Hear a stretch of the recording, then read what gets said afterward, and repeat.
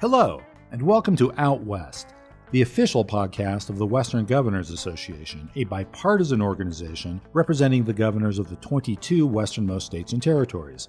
I'm Jim Ogsberry, Executive Director of WGA. This episode of Out West continues our series focusing on the WGA Invasive Species Data Mobilization Campaign, which encourages land managers, landowners, conservation groups, and NGOs to standardize and share invasive species data in the West. For today's episode, Policy Advisor Laura Cutlip sits down with state fish and game and invasive species specialists from Washington and Wyoming to highlight the importance of effective cross-boundary partnerships, communication, and data sharing to effect a successful rapid response to an invasive species emergency. In early spring of 2021, highly invasive quagga and zebra mussels were found living in Marimo mossballs being sold by pet stores across the United States. Brian Nesvik and Joshua Leonard, the Director and Aquatic Invasive Species Coordinator of Wyoming Game and Fish, are joined by Captain Eric Anderson with the Washington State Department of Fish and Wildlife and Justin Bush, the Washington Invasive Species Council Executive Coordinator, to discuss how Western states work together with various federal agencies and pet stores across the country to combat a potentially catastrophic spread of these mussels.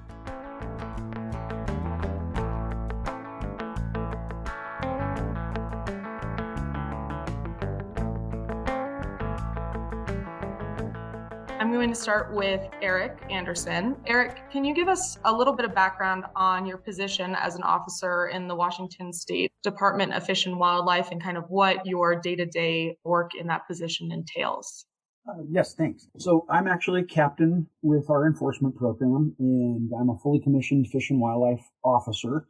Worked my way up through the ranks, and I run our aquatic invasive species enforcement and check station program. So basically, I oversee the operation of 3 watercraft inspection stations. So when boats are coming into the state of Washington, it's a mandatory station that they have to stop.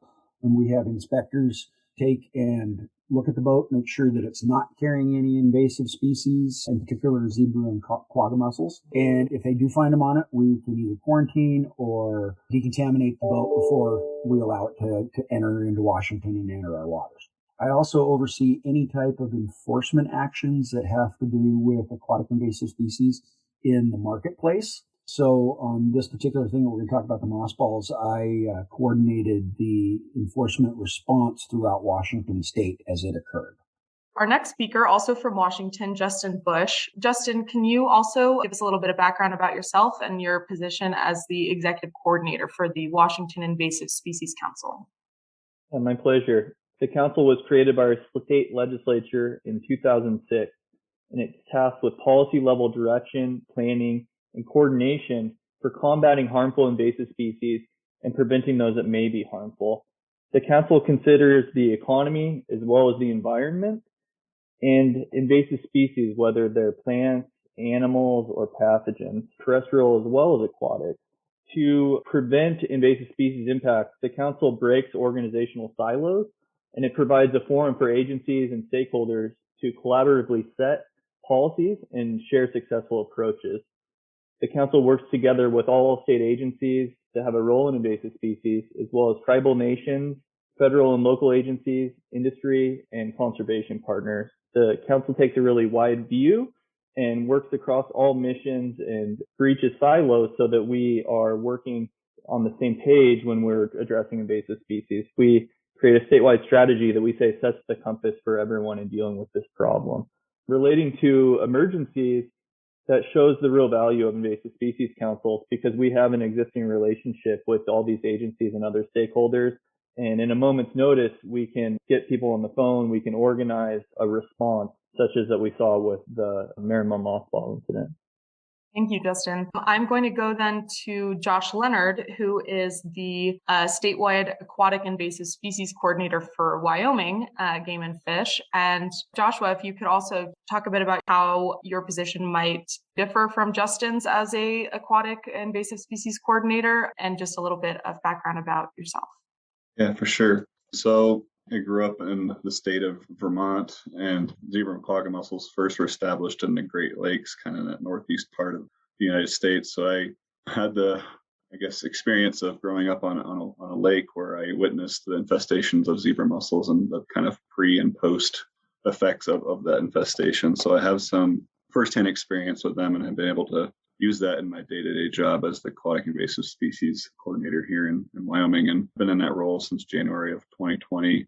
And in that role, I provide oversight of the implementation and budgetary operations of the AIS program from a statewide perspective, and coordinate with other Western states' AIS programs for a larger Western-wide AIS initiative. So our watercraft inspection program, similar to Eric's role in Washington, we have a kind of a border approach where we don't have mussels in Wyoming yet. And our biggest threat is obviously from them coming in from out of state.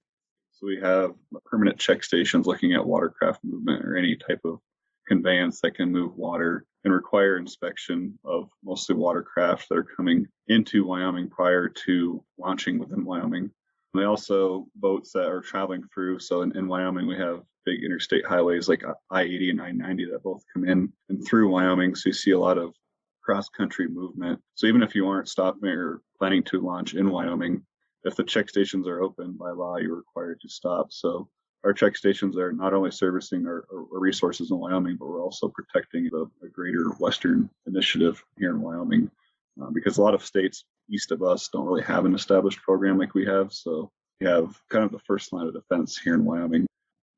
Great. Thank you, Josh. And last and absolutely not least, Brian Nesvik, I'll turn it over to you to introduce yourself. You're currently the director of Wyoming Game and Fish. And so, again, a little background about yourself, and also just as the director of a state fish and game department, kind of how that view has impacted your take on this whole situation.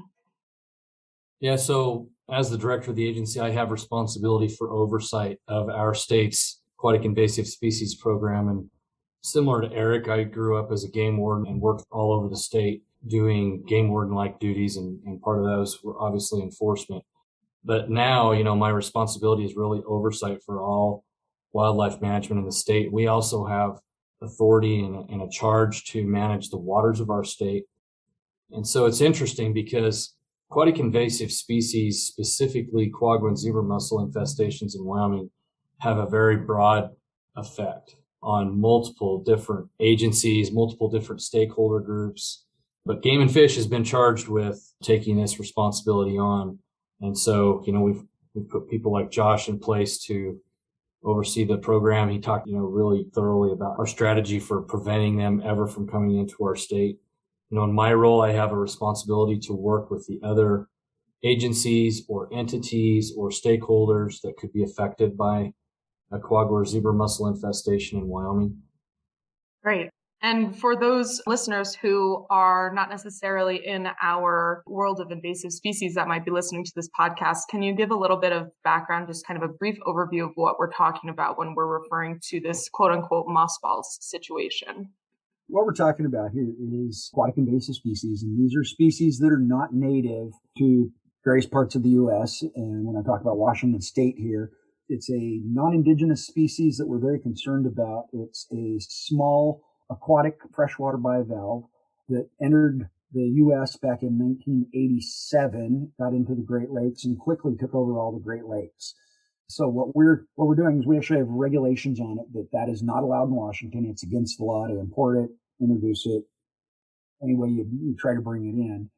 And so what happened with this is we had a situation where we found a new pathway. In March of this year, we got an alert from the federal system, the USGS, which was an aquatic invasive species reporting system, that a quagga or zebra mussel was discovered by an employee in a pet store, and to be specific, Petco out of Seattle.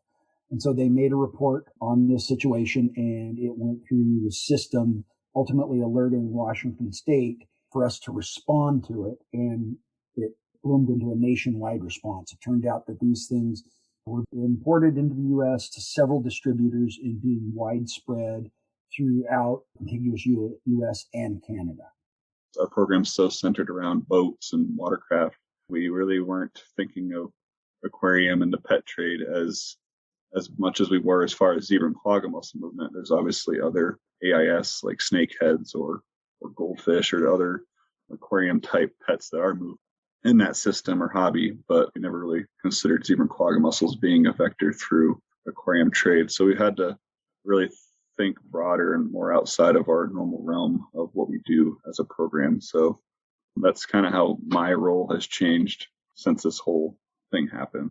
As Josh indicated, we were surprised. We never anticipated that pet trade as being a vector, but we really took the lead in mobilizing the state to do our level best to make sure that we responded quickly to this little mini crisis. So you've all spoke about how you were already focused on the mitigation of spread of these invasive mussels in your states and across the West and across the country. And you were obviously focused on keeping them contained in a different manner. So I'm interested to hear if you remember how you first learned about the situation and what were those first steps that you took when you realized what was happening with this situation. So I can remember back actually what happened on this, and it's great that we got Justin on board with this because I worked very closely with Justin with the Invasive Species Council. In fact, I'd have to say that we probably talk on a weekly basis about things that are coming down the pike, pun intended. Because pike is an issue in Washington as well.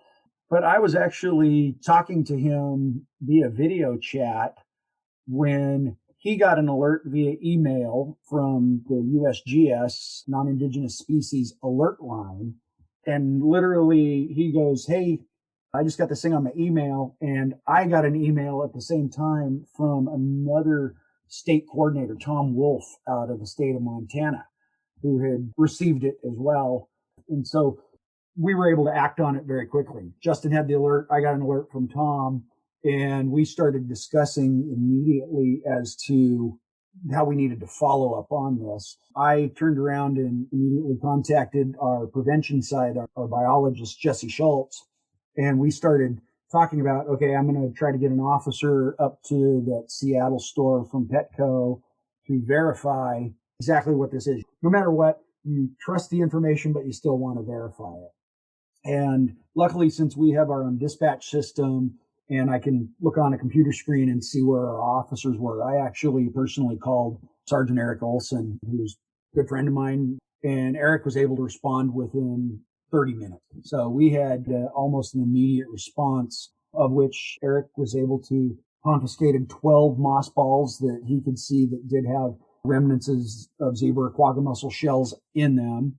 And he talked with the store manager, found all the information that he could about Petco, the regional director and things like that, because we knew we were going to need to talk to them because we didn't think it was isolated. We were hoping it was isolated, but it's a big chain store. And so he got that information, quickly forwarded it back to me. And then we got the moss balls down to Jesse Schultz, our biologist, for full identification of it to make sure that that is exactly what we had. So we were on it within a half hour of receiving the information.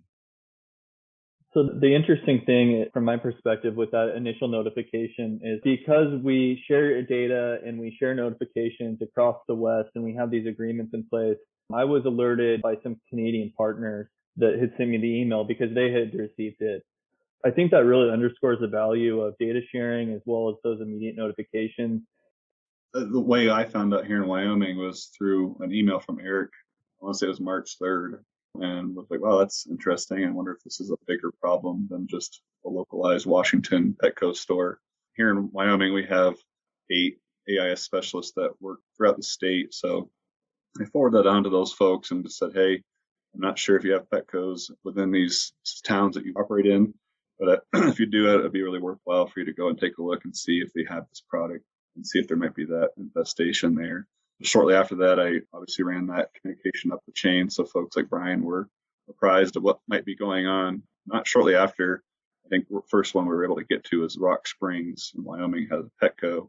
Our specialist there, Eric Hansen, was able to quickly confirm that he was finding zebra mussel shells and fragments and even adults within the product. So we quickly learned that we were exposed. Then from there, kind of our emails, I think, started just flooding in from other states saying, hey, we got them, hey, we got them. And it just started confirming that this was a more nationwide problem than just even a Western-wide problem. It was going to be a long process and a bigger issue than we were planning on dealing with that day. Yeah, I think that's one of the more interesting things that I followed along with this circumstances, just how quickly it became known that many states had contaminated products in their stores. So are there other folks that through this process you became in closer contact with that would have been more beneficial to have communication with from the start, or were the relationships that you had pretty adequate for having a very quick response to the issue? We actually lucked out in this case in the fact that on the Washington State Invasive Species Council, there is a council member that is a member of the pet trade organization. However, and that's local, that's in the state of Washington, that's just starting to take off. The silver lining out of this was we have talked in Washington many times about how do you engage the pet trade in this, because we've seen them not as an adversary in this, obviously. I don't want to indicate that, but we've known that the pet trade could be a source for invasive species, not just aquatic, but terrestrial. And we've always wanted to establish that connection to talk with them, to get them to open their eyes about the potential of it, not to squash it, but to be able to make sure that they're incorporating their best practices when it comes to what species they're offering up, and of these species that they're offering up for sale, that they're also giving that information to the purchasers of it to make sure that they're being good consumers of this, that they don't turn around, as we always have the saying, where they dump the aquarium out when they're done with it in the lake, or turn the pet loose. And so that connection is a vitally important one. And this did open the door nationwide. And I just want to see that connection keeps going. One thing that comes to mind here is not all jurisdictions, not all states have the same level of urgency around this issue, because some states have been infected for years. And so we learned after the fact that there probably was potentially some other states that had seen at least signs of this before all this came to light. And so, one of my lessons learned is it would be good if through our associations as states, and I think it's occurred now, people realize how important it is to do a big information blitz to everybody if something like this shows up. We're hypersensitive here in Washington State because we've got the Columbia River Basin. we got 80% of it in our state. And it's the last big river basin in the contiguous 48 that doesn't have these things. And we literally have got hundreds of millions, if not billions of dollars at stake if zebra and quagga mussels get into the water, because they'll affect the hydroelectric dams, they'll affect irrigation, and then they'll affect all the salmonid and the salmon recovery efforts that have been undertaken here for our ESA listed species. So we're really hypersensitive about it. And like Brian was saying there, it's different for other states that have had these things in it for 30 years. So getting that, kind of reestablishing that connection and being able to say, hey, make sure you give us a heads up on this if you know something. And I think that's, as Brian's saying, they're starting to come around on it.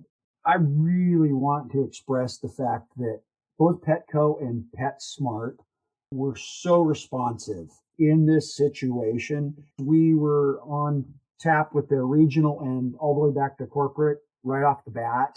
And they were doing everything that they could to work with us and to make what happened right again. They were caught just as a surprise as we were. So again, it should be noted that they were partners in this, and that was an example of stepping up to the plate. I'm going to build a little bit off what Eric said. I think that Wyoming took this very seriously. We did that because we're obviously a headwater state for multiple basins, including the Columbia River Basin. So if they hadn't let us know and we became vulnerable and became infested in a place like Jackson Lake, Palisades Reservoir, the downstream effects would eventually catch up to someone down in Washington. So the importance for us was not only for our state, but also those other states surrounding us. And some of the communication, I think us as AIS coordinators in the West and everywhere, part of our job is to be good communicators, outreach, and educate folks. And we naturally like to talk. You get a group of folks like us in a room together, it's really hard to get a word in edgewise or meet a timeline in which we've set for an hour or two. And I think that just speaks highly to our ability to communicate to each other across the West. And this example of how we responded to the situation just highlights that perfectly. Definitely, the pet industry was our greatest partner in this response. They really came through in a big way, as well as our nurseries and getting the word out and spreading awareness as well as decontamination and disposal practices. But the point I also wanted to make was about that first detector, and that person deserves an award. This really underscores the value that the public plays as first detectors. We often say, if you see something, say something, report it to the Invasive Species Council or your local Department of Fish and Wildlife. And this is just another example of that really critical role that the public plays. And that one person that was aware and knew to say something in the state of Washington triggered an international response. I think that particularly with the work WGA does, we're working across state boundaries between state and federal agencies. But I think that often folks forget as well that when we're talking about cross-jurisdictional, cross-boundary communication, we're also talking about including local communities and lay people who might not necessarily be involved, but can be the linchpin in a certain situation, particularly this one. That being said, have you had discussions around kind of how those communication channels can be improved for potential future scenarios, or just some of those education programs to make sure that folks who might not be dealing with this day to day know where to go and what to look for when invasive species might arise? I'll jump in on that one. We've assessed this situation, kind of played the armchair quarterback afterwards. And we work really closely we have the Columbia River Basin team, the CRBT, which is ran out of the Pacific States Marine Fisheries Commission.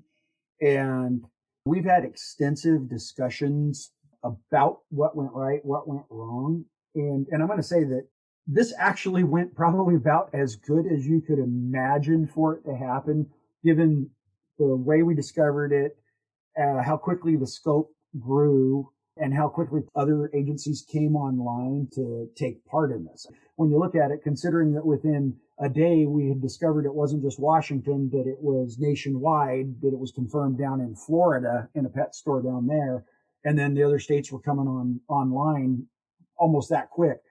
That showed how quickly the word spread.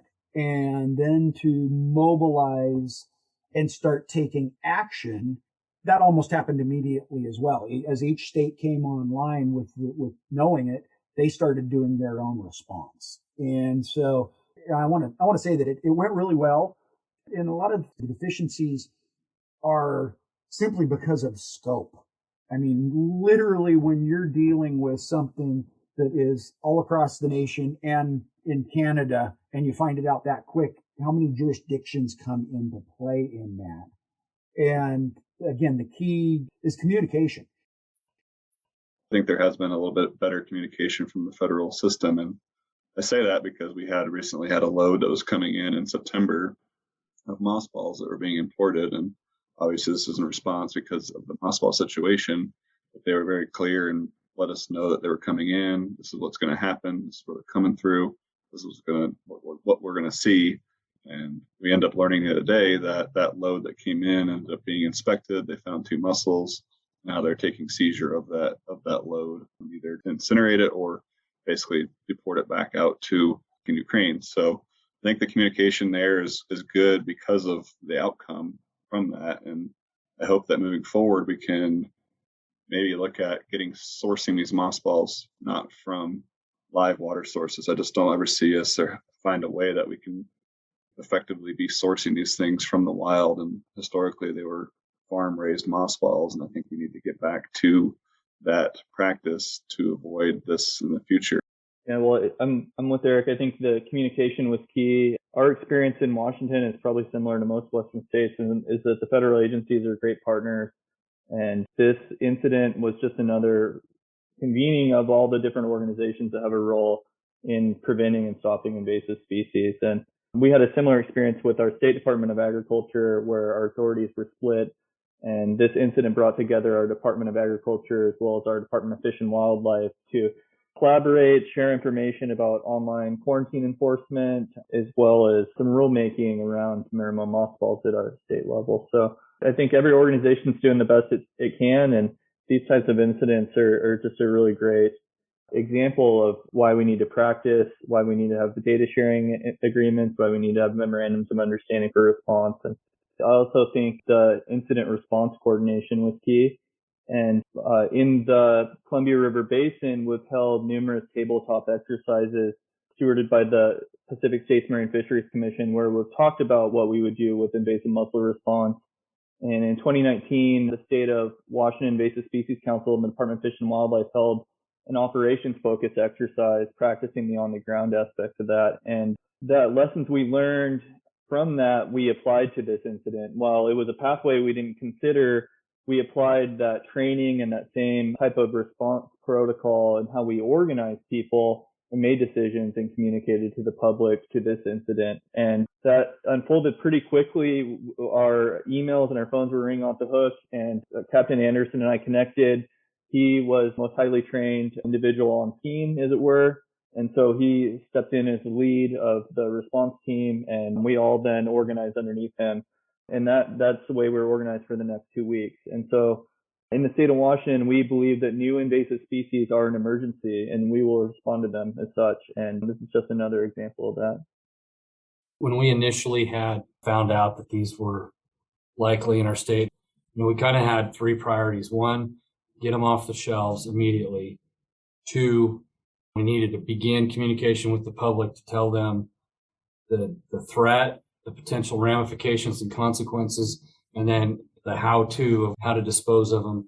And then three was to get the other agencies across the state who had some responsibility for infrastructure or water that could be affected on board.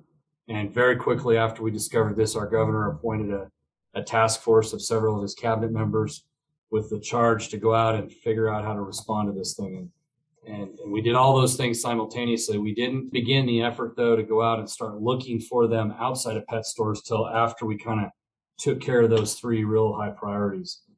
Some of the other agencies that had not ever really been aware of the threat from mussels, I think a lot of them were kind of like, hey, it looks like you're overreacting a little bit here. But all of them realized after we did this education push and provided some good information on the consequences, I think all of them, for the most part, got on board. And we had, hydroelectric power generation folks in the room, Department of Agriculture, the state parks, obviously, ourselves, and a variety of other folks, Homeland Security, were all put on this task force to do an immediate response. And I think it was effective. I think we did the right things. Coming out of this, the silver lining behind this whole mossball situation, if we don't get an infestation because of it, is the media and outreach blitz that came with it reached so many more people that we typically don't reach with our watercraft inspection programs, whether it's aquarium hobbyists or those other state agencies, avenues, and the way they helped us get that message out to their constituents. There was a lot more people talking about zebra mussels this summer at our boat inspection programs that probably had no idea what they were before mossballs. And I'll admit I didn't know what a mossball was before March, and I kind of wish I didn't. But if we come out of this unscathed, I think that will be the ultimate win. I mean, our compliance, our check stations were way higher than they've ever been, and I can attribute that to some of the messaging and outreach, but also some of the partnerships and relationships we've built in that emergency response team that Brian was talking about. So I appreciate the view that this was a really successful response. And obviously that is what invasive species folks have been working for, preparing for an emergency rapid response and being able to deal with something like this as quickly as possible. As we all know, as soon as an invasive species gets into a new waterway or takes hold in a new piece of rangeland or whatnot, it is extremely hard to get them back out again. So stopping it before they actually take hold is obviously a very large part of invasive species management. So while this has been largely discussed as a successful effort, what other lessons were learned from your agencies through this process? Are there new tools that you have kind of utilized that you'll be thinking about or reaching to more quickly? We're trying to sell something as a problem, but no one can really see it until it becomes a problem. It's hard to make that sale unless you've been in back east or seen it. It's really hard to get people around to the idea that this is a problem. And I think that this problem on the front doorsteps of folks made them realize that they needed to address it. So we had our messaging up on those overhead message boards that our Department of Transportation typically uses for construction or other weather related things. Working with them, we were able to get our message about our check stations up on those. People were figuring it out between the mothballs and seeing those overhead signs and stopping, where in the past they might not have even known that this whole inspection program thing was even around. Because like I said, in Wyoming, we're probably the first line of defense on both any traffic heading west on 80 or 90, because they aren't hitting any other established programs. So like myself, being a fellow Easterner, I was totally naive that there was this sacred place out west that didn't have zebra quagga mussels. One of the things that was reinforced is the mantra that anything that moves can move invasive species. And that's part of the challenge of being invasive species manager. There's known pathways such as movement of watercraft across the United States, but there's also an infinite number of other pathways. And the mothball pathway was something that no one expected. And I think the takeaway for me is that we need to put more emphasis on pathways analysis and then also practicing response, because the next pathway is probably not going to be mothballs. The next pathway will be something else that we didn't envision. But the teams that will be responding are the same, and those relationships are still going to be present. And so how do we maintain them? How do we foster more collaboration? And how do we try to think forward to anticipate the next problem? One other thing that came out of this that I'm not sure how long, Josh would know how long it would have taken us to figure this out, but we learned about some new technology in these portable eDNA readers. As we really started probing, and Josh and his team were probing around to try to find out a quick way to test water. We did have COVID testing going on in those water treatment plants already, but we were trying to figure out, how's a really quick way to do this. And we came in contact with this new technology. It was expensive, but it was worth it.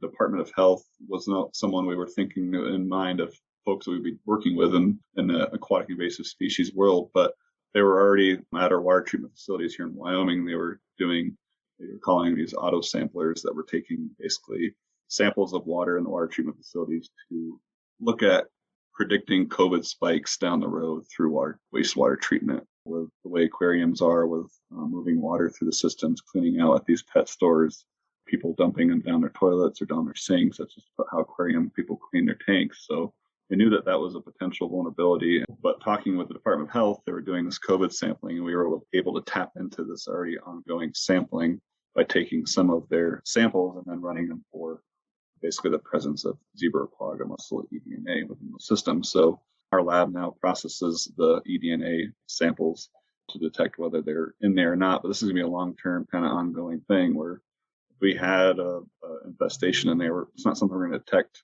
The longevity, the longer that we do sampling, the higher our probability of detecting it is, just given the life cycle and the biology of zebra and quagga mussels. Is earlier on, you're probably less likely to detect it, but a year or two down the road, that's when you're most likely to detect it, just given their life cycles. So it was a really cool and unique outcome that you would have never thought would have been there. And also another silver lining to COVID, I guess, is if that COVID wasn't going on, that the ability to have been as effective at sampling the water treatment facilities would have been probably impossible, I guess, to say the least. And another thing too that we've learned was, on top of the eDNA world, of these little handheld eDNA units that Brian was touching on too, is the USGS is developing these units that are basically meant to be out in the field, where you can take an eDNA sample and then get results within 40 minutes, which is really cool for some of our use here in Wyoming. We import fish, we import stuff from out of state. So my mind goes directly to testing those loads of fish that are coming in. But my mind in the future comes to, well, what if we can ever get that time down to a minute or less than 5 minutes? Because this is something we can use in our watercraft inspection program, where we have water moving around in ballast water or bilge water.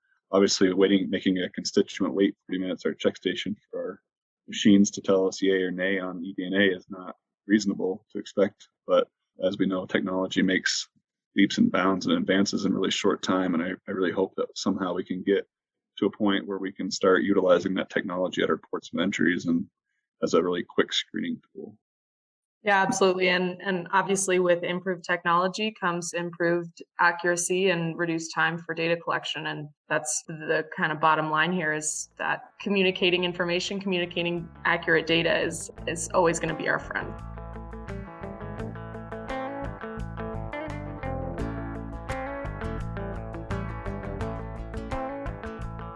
Thanks for listening to this episode of Out West.